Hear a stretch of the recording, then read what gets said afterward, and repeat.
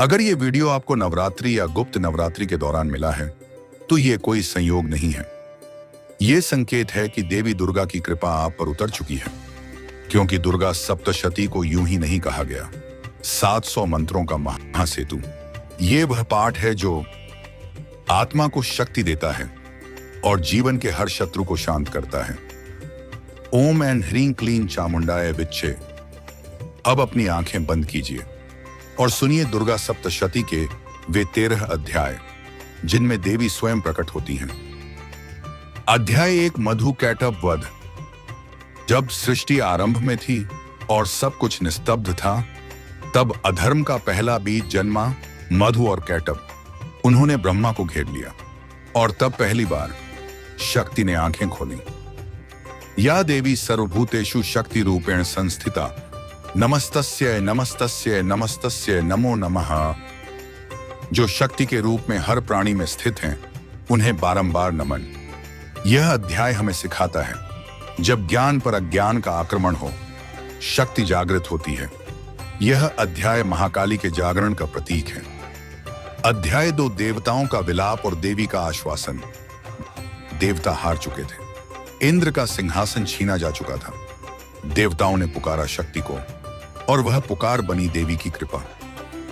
नमस्तेस्तु महामाये श्रीपीठे सुरपूजिते, शंख चक्र गदा हस्ते महालक्ष्मी नमोस्तुते। हे महामाया, हे महालक्ष्मी, हमें विजय दीजिए। यह अध्याय दर्शाता है, जब श्रद्धा से पुकार होती है तब शक्ति उत्तर देती है। अध्याय 3 महिषासुर का वध। जब अहंकार साक्षात रूप में महिषासुर बन गया और उसने देवताओं को रौंद डाला, तब शक्ति ने वह रूप लिया जिसे ब्रह्मांड भी सह नहीं सका। महालक्ष्मी सिंह पर सवार वीरता की मूर्ति। देहि सौभाग्यम आरोग्यम देहि में परमम सुखम, रूपम देहि जयम देहि यशो देहि द्विषो जहि। दुर्ग स्मृता हर्षि भीतिम शेष जंतो, स्वस्थ है स्मृता मतिमतिव शुभा ददासी। यह अध्याय बताता है, मालिक बन चुके अहंकार को केवल आंतरिक शक्ति ही हर सकती है। यह चरित्र विजय, सौंदर्य, आरोग्य और यश की प्राप्ति का प्रतीक है। अध्याय 4 देवी की स्तुति और चंड मुंड का वध। शुंभ और निशुंभ के सेनापति चंड और मुंड ने जब चारों दिशाओं से देवी को घेर लिया, तब देवी ने अपने भीतर से एक और देवी को प्रकट किया, भयानक, विकराल, और नाम था काली। ततो भिरुणकांत्यासा ज्वलत भानु समान्ना, प्रादुरासीन महाशक्ति कौशिकीति निगद्यते। कौशिकी देवी से विकराल काली प्रकट हुई। सा खड्ग मुंडालिकया चंडम च मुंडमेव च, प्रसाद्य सिंहम आरुह्य निन्यतां स्तुति मुत्तमाम। काली ने दोनों असुरों का वध किया और देवी को चामुंडा की उपाधि मिली। यह अध्याय बताता है कि जब परिस्थिति विकराल हो जाए, तब भीतर की शक्ति को विकराल बनाना पड़ता है। अध्याय 5 रक्त बीज की उत्पत्ति और संकट। अब युद्ध और गहरा हो चला था। शुंभ निशुंभ ने भेजा रक्त बीज, एक ऐसा राक्षस जिसकी हर एक रक्त की बूंद से एक नया राक्षस जन्म लेता था। देवताओं में भय व्याप्त हुआ। ततोभ्य धावत सरिपुम जिघाम सुर सुरेश्वर, रक्त बीजो महावेगम तदा देव्याः समन्ततः। रक्त बीज ने सब ओर से देवी पर आक्रमण किया। यह अध्याय दर्शाता है, कुछ समस्याएं ऐसी होती हैं जो बार बार जन्म लेती हैं। केवल शक्ति ही उनका स्रोत ही नष्ट कर सकती है। अध्याय 6 रक्त बीज वध और काली का प्रचंड तांडव। अब देवी ने लिया काली रूप का चरम उत्कर्ष। कहा, मैं उसकी एक भी रक्त बूंद जमीन पर नहीं गिरने दूंगी। हर रक्त की बूंद को पीती जाती थी और अंत में रक्त बीज समाप्त हुआ। साच पातितमुत्पत्य पुनः पुनररिंदम, रक्तम पिबति चाशेषम रक्त बीजस्य संयुगे। ततो भवत तत्र महो महासत्व वर्चस, रक्त बीजम हतम जात्वा सुराह परम दुंदुभे। देवी ने युद्ध में रक्त बीज को पराजित किया और देवताओं ने स्तुति की। यह अध्याय सिखाता है, जहां तर्क और उपाय हार जाते हैं, वहां देवी की तांत्रिक शक्ति विजय दिलाती है। अध्याय 7 निशुंभ का वध। अब चंडी और काली का संग्राम चरम पर था। निशुंभ अपने अभिमान, अपने बल, अपने मंत्रों के साथ देवी पर टूट पड़ा। लेकिन चंडी युद्ध की देवी थी। उनके प्रत्येक वार में सृष्टि की रक्षा थी। सा खड्गम चाप में वो भौ श्रृखलम तोमरम तथा शूलम च शतरं चैव जगरहासुर पुंगव तः क्रुद्धा चंडिका तम शूलम उत्क्षिप्य सत्वरम पातयामास निशुंभम भूमो भिन्न त्रिविक्रमम। निशुंभ के अंत के साथ देवी ने स्वयं घोषणा की, जहां तक अधर्म होगा वहीं तक मेरा रूप जाएगा। अध्याय 8 शुंभ का गर्व और देवी का विराट रूप। अब रहा था केवल एक, शुंभ। उसने कहा, तू अकेली नहीं है, तेरे पीछे अनगिनत देवियां हैं। तब देवी मुस्कुराई और वह हुआ जो आज भी योगियों को चौंका देता है। देवियां उनके शरीर में समा गईं और देवी बोली, मैं एक ही हूं, एको हन जगतः मूलम भक्तानाम भयप्रदा। मैं ही सृष्टि का मूल हूं, ये सब मेरे ही अंश हैं। यह अध्याय दर्शाता है विभिन्न रूपों में प्रकट होती देवी वास्तव में एक ही मूल शक्ति हैं।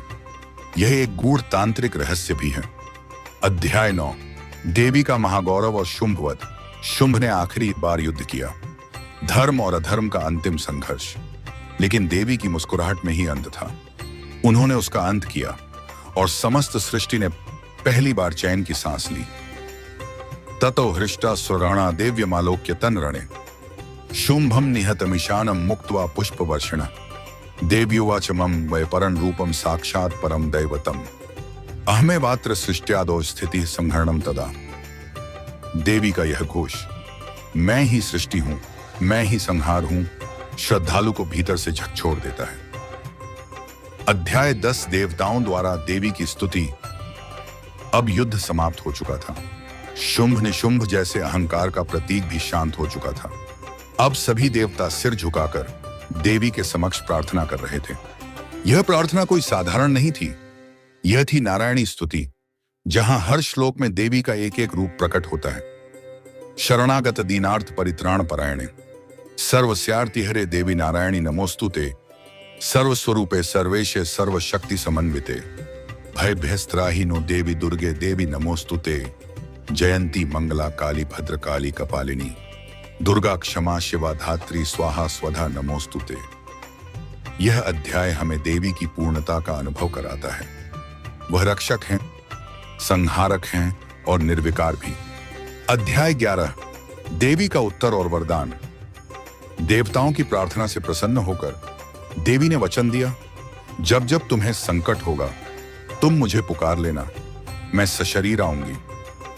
यदा यदा ही देवेषु विकारो भूतधनोपमे तदा तदा मया युक्ता विकारस्तम निवार्यते मम माहात्म्य श्रवणम पठनम च विशेषतः शुचिना यह करोत्येष स भवेद भयम तथा। यह अध्याय बताता है कि सप्तशती का पठन या श्रवण करने वाला भय से परे, विजयी और धर्मयुक्त जीवन जीता है। अध्याय 12 फलश्रुति।